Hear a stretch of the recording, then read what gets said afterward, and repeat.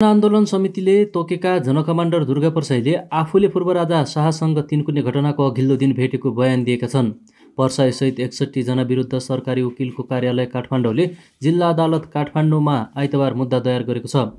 सरकारी वकिल प्रसाईमाथि राज्य विरुद्धको कसुर, ज्यान मार्न नहुने कसुर, ज्यान मार्ने उद्योग सम्बन्धी कसुर र साङ्गठित अपराध कसुरमा मुद्दा दायर गरेको छ। अनुसन्धानको क्रममा प्रसाईले सरकारी वकिलसँग बयान दिने क्रममा आफूले पूर्व राजा ज्ञानेन्द्र शाहलाई भेटेको बयान दिएका छन्।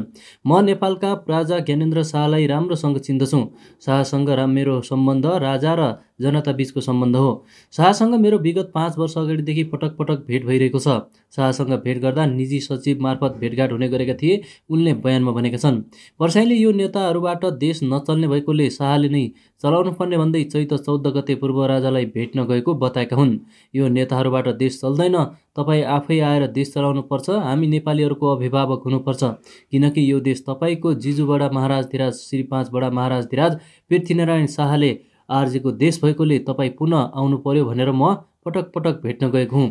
मैले शाहलाई चैत 14 गते निजी सचिव सरोज सिंह मार्फत निजकै निवास महाराजगञ्जमा रहेको निर्मल निवासमा भेट गरेको हुँ, बयानमा प्रसाईले भनेका छन्। तर पूर्व राजा शाहले भने प्रसाईलाई आफूले भेट नगरेको राप्रपा नेताहरूसँग लन्च मिटिङमा भनेका थिए। त्यस्तै दुर्गा प्रसाईले आफ्नो ज्यान जोगाउनका लागि तिनकुनेमा गाडी हुइकाएको बयान दिएका छन्।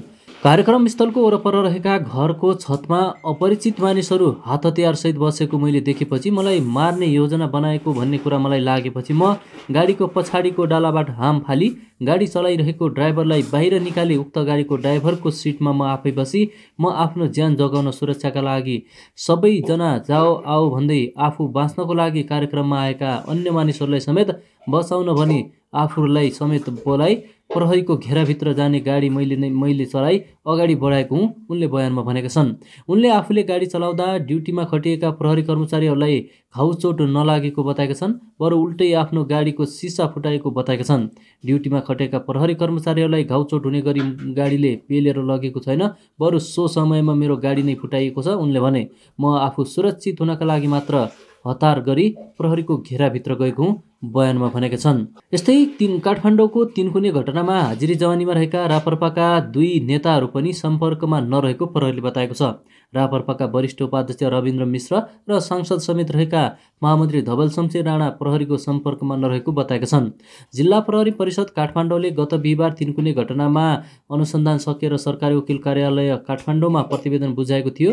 सरकारी वकिलको कार्यालय काठमाडौँले आइतबार 61 जना विरुद्ध मुद्दा दर्ता गरेको छ। राप्रपा नेता मिश्र र राणासहित 50 जना विरुद्ध राजद्रोह, आपराधिक उपद्रव, साङ्गठित अपराध र एकीकृत कसुरमा मुद्दा दर्ता गरेको छ। 11 जना विरुद्ध आपराधिक उपद्रव र सङ्गठन पत्र अपराधमा मुद्दा दर्ता भएको छ। मुद्दा लैजाँदा प्रहरीले हाजिरी जवानीमा राखेका अभियुक्तहरूलाई पनि उपस्थित गराउने गर्छ, तर हाजिरी जवानीमा रहेका राप्रपा नेता मिश्र र राणा अहिले प्रहरीको सम्पर्कभन्दा बाहिर छन्। गत वैशाख 7 गते सांसद धवल शमशेर राणा स्वास्थ्य उपचारका लागि हाजिरी जवानीमा छुटेका थिए। उनकी श्रीमतीले जिम्मा लिएकी थिइन्। राणा भारतको मुम्बईमा उपचार गराइसकेर वैशाख 14 गते स्वदेश फर्किसकेका थिए। यता रविन्द्र मिश्र भने आफ्ना बयान सकिसकेको र अनुसन्धानमा कुनै पनि प्रमाण खोजी गर्न बाँकी नरहेको भन्दै सर्वोच्च अदालतमा बन्दी प्रत्यार्पणको रिट दायर गरेका थिए।